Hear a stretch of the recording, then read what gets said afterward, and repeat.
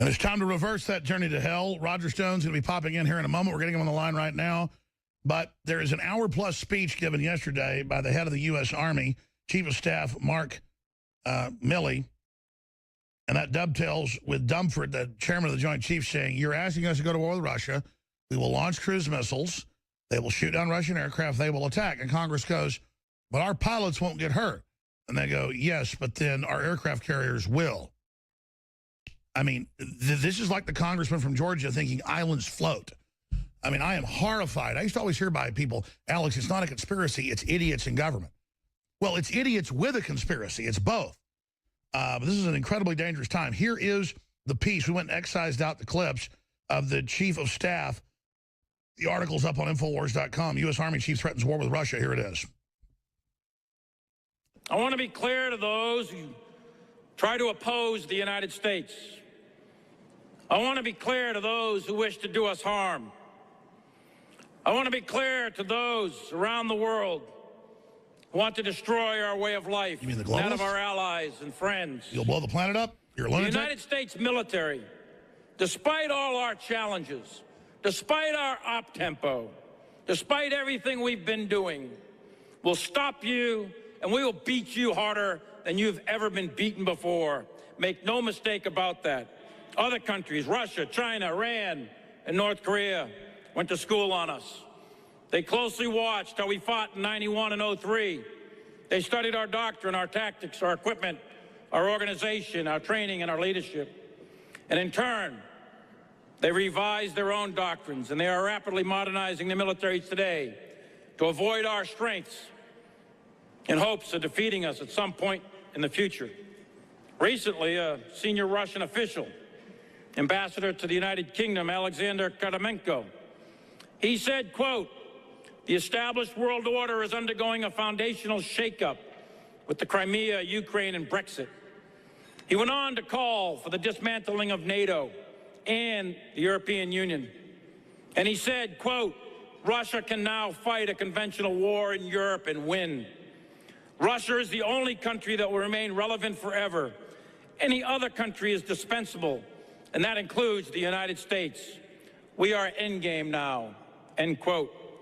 We can now, and we will remain in the future, retain the capability to rapidly deploy, and we will destroy any enemy, anywhere, anytime. Additionally, the battlefield will be highly complex, almost certainly in dense urban areas, and against an elusive, ambiguous enemy that combines terrorism and guerrilla warfare alongside conventional capabilities mixed with large civilian populations. And again, we're facing the biggest threat since World War II is the other quote. General Mark Milley has been ordered to do this. The threat is the New World Order. The threat is George Soros. The threat are the people spending hundreds of millions to have cops killed. The threat are the people that have opened our borders, have sold our jobs overseas, and want to collapse Russia like they've collapsed us. But he's been ordered to do this. He's been ordered to put this out. And what Russia has said, if you read the full quote, is they're in the end game because they know they're under attack. They're having drills. They're preparing for nuclear war. The average American is running around trying to get transgendered bathrooms put in. But he's been, Milley was ordered to do that, just like the chairman was ordered to do it 2 weeks ago, because that could be their October surprise is war with Russia. And then that makes sense. Accusing Trump, Roger Stone, Alex Jones, everybody being a Russian agent. No, ridiculous. But you see, then you start a war. Oh, then we got to arrest our opposition. Those evil folks that are pro-gun, those evil folks that are anti-radical Islam, those folks that are pro-family, those people that want lower taxes, they're Russian agents. Meanwhile, a bunch of neocon Trotskyites that are literally former Russian agents are who run the Republican Party that is against Donald Trump. Let's play this clip from the chairman of the Joint Chiefs, just in case you just tuned in. You got Hillary saying if there's any cyber attacks they say are from Russia, launch a physical war against Russia. That's the hour we're in, folks. Here it is. For Syria. What about the option of controlling General the airspace so that barrel bombs cannot be dropped? All the options. What do you think of that option, sir? Right now, Senator, for us to control all of the airspace in Syria would require us to go to war against Syria and Russia. That's a pretty fundamental decision that certainly I'm not going to make. All right, let me explain what's happening here. Then I'm going to Roger Stone to cover other issues. He can comment on this if he wants to. Let's say Russia has an elephant gun, a 50 caliber rifle to our head. And General Dumford and General Miley have a 50 millimeter howitzer pointed at our head. Yes, the Russian head is going to be more blown off than ours, but our head's going to be blown off as well. The Russians can only destroy the planet, some estimates from Jane's Weapons Quarterly are 100 times. The U.S. 200, 300 times. And we all know there's a lot of secret weapons that have been developed. The Russians have too. But let's just be honest. The U.S. is got a lot of brains. Russia does too, but the U.S. is sickeningly providence prone. Okay? So this is crazy town. It's like saying, I've put 100 gallons of gasoline in your house. And we go, oh, yeah, Russia? We've put 500 gallons in your house. Well, I'll just light it. I'll light it too. Okay, flames will be higher in the Russian house than here. Our houses will be burned to the ground. And why? Russia isn't doing anything to us. And for that, I'm accused of being a Russian agent. Roger Stone, I've known him I met him like 6, 7 years ago in Dallas at a JFK event. He's a best-selling author on the JFK assassination, but, you know, been in like inside 4 or 5 administrations, worked for, you know, been involved in 9 different campaigns or 8 campaigns. Everything he's ever told me has been incredibly accurate, in fact, scarily so. But I had other sources, and I saw WikiLeaks out saying she'll be destroyed, she's going to be indicted, this will get her indicted just 2 weeks ago. He cancels this event, he goes out, he does this other Access TV-style deal from Germany, and then never releases anything. I got a little mad. But, you know, Assange has done a great job overall, so I'll give him a pass. I apologize for being too angry in the middle of the night, you know, being up 20 hours. But that said, they now say, and I have the clip coming up, let's cue that up, it's about a minute long after we talk to Stone, that they are going to release it, quote, the next few days. His lawyer said that on Al Jazeera. But that separately, we already have all these huge October surprises, the Benghazi stand down, all the corruption, the foundation, the emails. I mean, pretty much what would bring her down? You know, the sky's the limit. But Roger sent me an email early in the morning, said, it was like 6 a.m., I'd already gone to bed for a few hours. He's like, well, I'll take the blame. I've never been given such disinfo before directly by my intermediary to him. But I said, you don't take the blame. You're a credible guy. I get stiffed by sources too. You know, we know what Hillary's really done. He's the one that advertised all this. You're more credible than ever. We're the men in the arena. So we come up short sometime. I noticed they had like Right Wing Watch and Media Matters and the Huffington Post make fun of me. Oh, Alex said he's proud he did that show the other night and was chumped. Yeah, we had millions of viewers online alone, grew our audience hugely. We're in hundreds of newspapers yesterday, exposed the globalists, brought up the Clintons' crimes while millions tuned in. Our link was the top link on the internet for the WikiLeaks feed. Yes, I succeeded by showing up in that game and getting run over. That's what a player does, dumbasses. And all you people that aren't in the arena don't get that. Roger Stone, the man in the arena, you're on the air. Alex, great to be back with you. You know, it's not over till it's over. And if one looks at the AP story on what Assange says, he's going to release documents for the next 10 weeks, and they are going to specifically address war, immigration, Google and what's going on there, and the U.S. election. So I don't think anything has changed. In this case, justice delayed is not justice denied. No one ever suggested that Alex Jones or particularly Roger Stone controls Julian Assange. We just admire him. But he's going to inform the American people, evidently, on a time frame of his choosing. He's not for Donald Trump. He's not a Republican. No, he's been very, very bipartisan. And look, you know, again, I got angry. I've apologized. Overall, his work's so great. I just didn't like sitting there hearing him say, you know, he said, she'll be indicted when I release this, and then it didn't get released. But I talked to some sources, correct me if I'm wrong, that say he was actually threatened that you'll never get a deal if you do this. Well, not only that, they have these trumped-up charges against him on sexual assault, which I'm convinced is a complete frame. Yeah, they admit 2 women consensual, menage a trois, then weeks later they bitch, and one of them has been connected to the Central Intelligence Agency. Right, and I know, Alex, you're personally jealous about the two girls. So it is it's laughable. It's a joke because it's a frame, and you can see that they want to lock this guy up so that he cannot expose the deep state. But nothing's really changed. I'm still highly confident that he is going to do what he has said he is going to do. Perhaps it won't happen in the time frame that I had been made aware of, but I still have confidence. And let's be clear, though, now that I know the inside baseball, he didn't chump you or anybody. He was going to do it. Everything you said followed their tracking. He got some incredible threats. Correct me if I'm wrong, but I have this from another source, from lawyers in New York. That's when he backed off. Now he's had Sarah Harris. I want to play this clip. Yesterday on Al Jazeera, this has gotten no coverage. It's on Infowars.com, said it will be in the next few days. Here it is. A press conference, Sarah Harrison, we were told by Julian and Assange that more leaks were coming, more damaging information was coming. He mentioned Hillary Clinton. What can we expect from that over the next few days? Well, as Julian was explaining this morning, we will be starting some more publications that will be running with publications happening every few days. They'll be starting in a few days. And we have several of them with a number of interesting revelations that will be coming out to do with, yes, as you just pointed out, what's interesting the about election, them? but also in another number of other topics. Well, I'm afraid on that one I'm going to annoy you, and you're going to have to wait. That's Sarah Harris, the editor. There's also a lawyer on the same show saying similar things. So Stone, that's good news.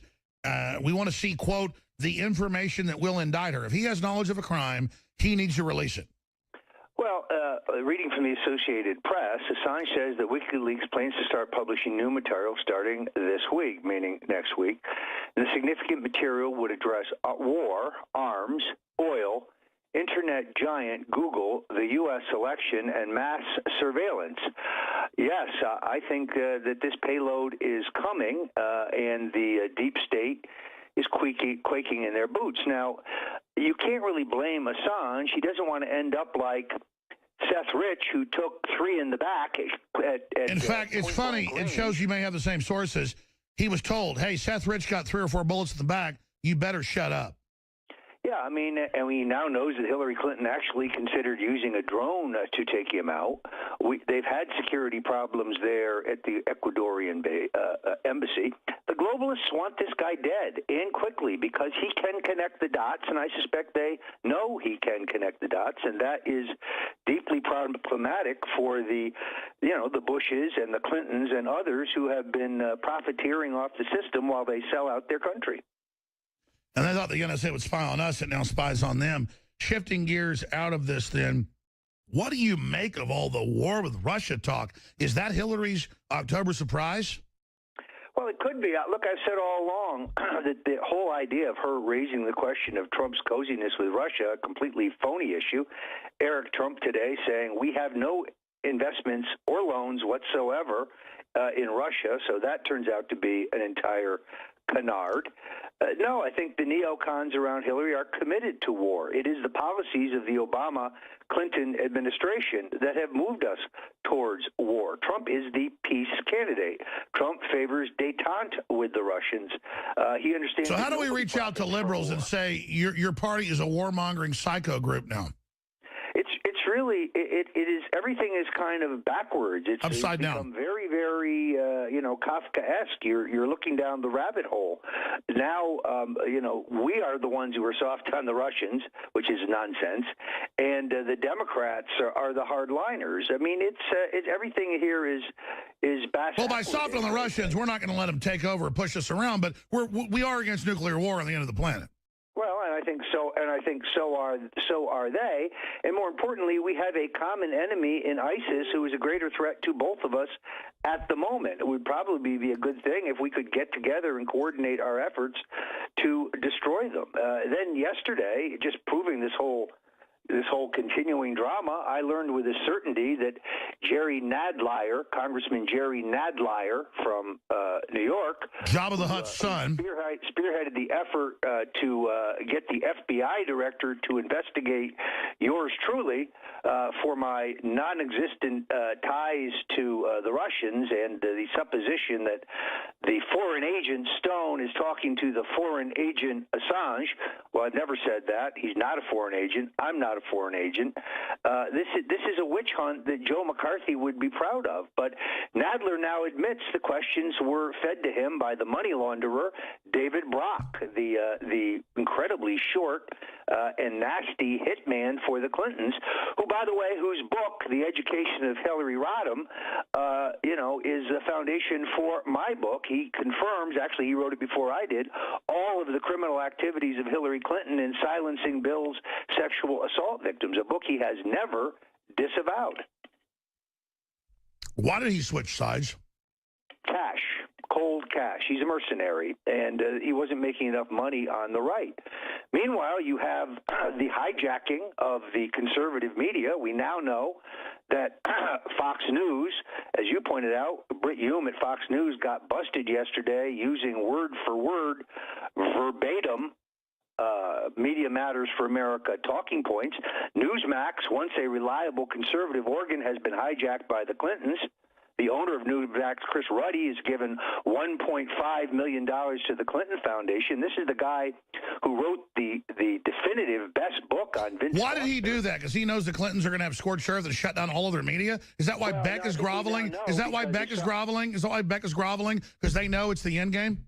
No, in this particular case, there was an email released by Assange last week that shows that Ruddy appealed to the Clintons to get a visa for a young man who's a friend of his in Panama to come and stay in the United States. So it's pay for play is what it appears to be. But people need to know, Newsmax was once a conservative organ. It's now controlled by the Clintons. If that's where you're getting your news, folks, switch to Infowars.com, because Newsmax is no longer run by conservatives, just like Fox News is no longer run by conservatives. These are now Clinton House organs. Oh, I mean, they'll have a show where it's the host and then a Republican Democrat, and the Republican Democrat guest will go, oh, it's ridiculous. Hillary only stumbled. She didn't fall down. We have the footage. I saw that on Bill Hemmer yesterday.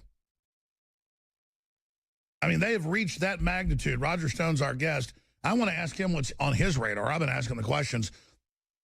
I want to find out what he's focused on straight ahead. Where is Trump really in the polls? What happened in the debate last night? Got a bunch of those clips as well. And then Paul Watson from His Britannic Majesty's London, England in the 4th hour. Infowars.com. There's the new Hillary Don't Tread on Me shirt, limited edition. All right, we got this segment and one other, 5 minutes the next hour. Then Paul Watson is ready to come into the bullpen and onto the field. We are 33 days out. This is an epic time, to say the least, to be alive. I've been asking a lot of questions here, Roger Stone. What about the polls?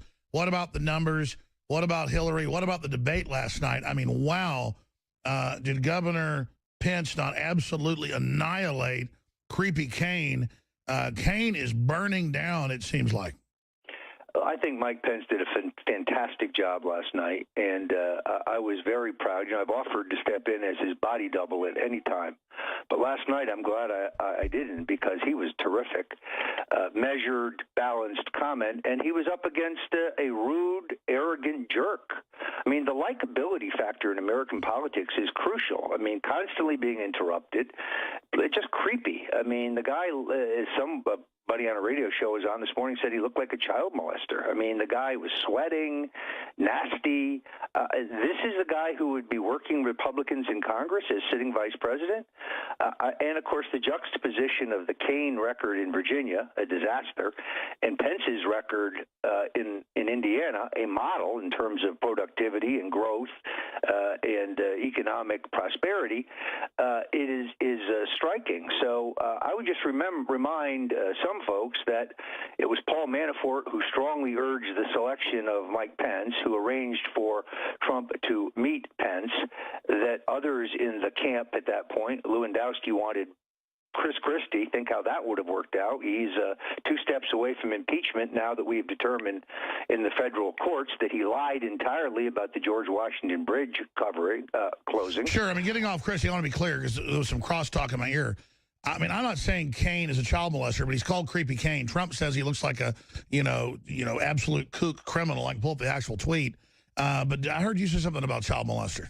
What I said was I did a radio show this morning, and a woman called in and said he looked like a child molester. I'm not saying... You didn't know that in the first hour I said he looked like a child molester? Wow. No, I did not. So it is obviously people did not react well to the whole way he came across. Yeah, when people think you look like a child molester, you're not doing too good. Yeah, I would say generally speaking. And we're not saying he molests children. We're not saying that. Everybody knows Caddyshack is Judge Smells molests colleagues. I tuned in to see Newt Gingrich, who I thought he was on the Trump team, but he's out there criticizing Trump. Trump should have... Yeah, why does Trump put up with Gingrich? He's criticizing him every day. I mean, Gingrich is the biggest snot-nosed Rockefeller globalist I ever saw.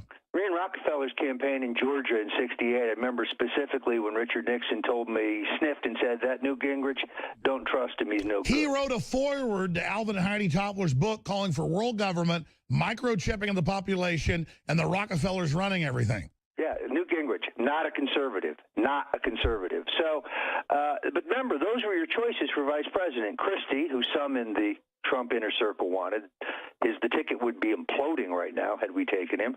Gingrich, he would be out criticizing the presidential candidate today. No, Mike Pence was exactly the right man, and the Trump-Pence ticket is really the final last chance for this country to survive. I honestly believe this.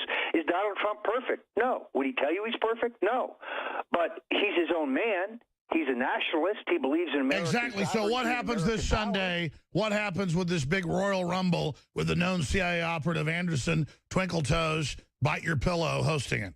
Well, I like Anderson Cooper. He's always been very nice to me. I just don't like his politics.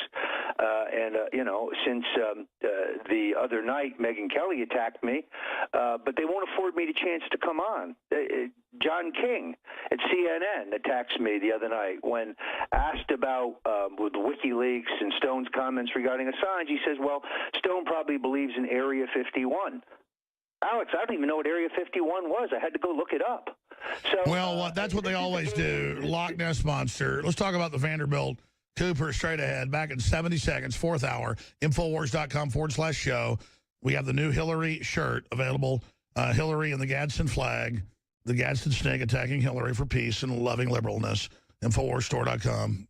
By the way, the Don't Tread on Me Hillary shirt, limited edition. We're just doing a 3,000 run, and that's it. Infowarsstore.com. The Bill Clinton rape shirt, limited edition. We're going to be ending at the in 33 days. The Hillary for Prison shirt. It's over. Somebody else will sell it if you want the original. Infowarsstore.com. And we have bulk from 10 to 100 bumper stickers at cost at Infowarsstore.com. Hillary for Prison, Infowars.com. We will rush deliver this to you in the next few days. Order it, get them out, have an effect, especially in battleground states. I printed 1 million of these bumper stickers, so let's have some fun, Infowars. We got 4 minutes left. You wanted to talk about the debate. Roger Stone of StoneColdTruth.com. What do you expect to see in the second presidential debate between Donald J. Trump and Hillary the Joker Clinton? Well, what's kind of interesting, of course, is that these debates are always greatly affected by the expectations. The expectations now for Hillary are very high. The expectations for Trump are suitably low, and I have no doubt that he will exceed them. He has got to counterpunch a little more aggressively. I don't care about him looking presidential. I just want him to look like Donald Trump. Just be Donald Trump.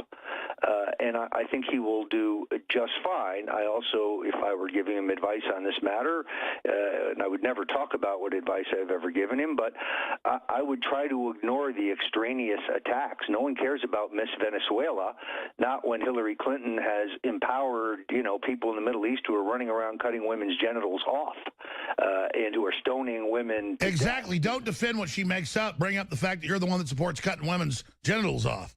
I mean, so I would counsel him to just go in there and make his points and kind of ignore the absurdities that she raises. Which is debate 101. Yeah, lecture us on cybersecurity, lecture us on mandatory minimum sentences, Please give me a break. So I think he's going to be very good in the next debate. I think he was good in the last debate. It's just that the mainstream media decided to reinterpret the debate in terms of what happened.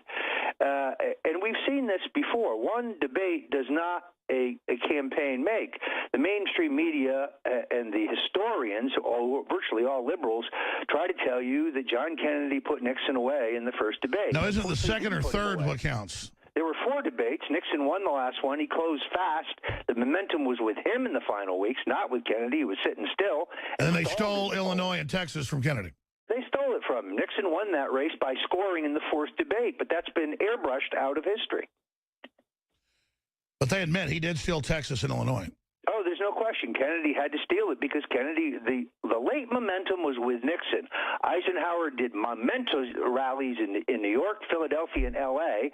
Nixon was on his game. He had hoarded his money till the end. He outspent Kennedy in the stretch, and he won that race by a hair, and they stole it from him. Why? Because he won the 4th debate. He also won 2 and 3. And that brings me in closing, the steal. Debate. They admit they're federalizing. They admit they're federalizing the debate. What do we do about that? How do we fight that? Yeah, look, the debate has been rigged from the beginning. You know my strong feeling that the Libertarian and Green Party candidates should be in there, both as a matter of what is right, but also if you just want to make the hard-headed political calculation, Johnson plus Stein is net negative Hillary. Johnson plus Stein is net negative Hillary. Trump from the beginning should have insisted that they be in the debate or he wouldn't show up. I agree, but what do we do about election fraud?